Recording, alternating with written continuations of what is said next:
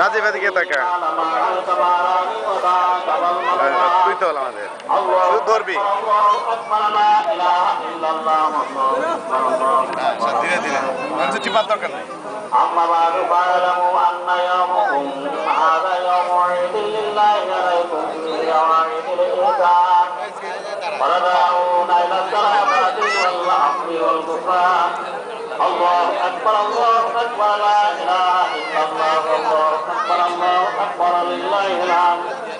وقد قال رسول الله صلى الله عليه وسلم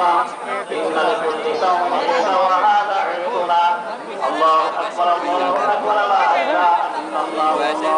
الله أكبر لله الحمد وقال رسول الله صلى الله عليه وسلم وإذا كان يوم عيدهم يعني يوم تسليم আপু আমি একটু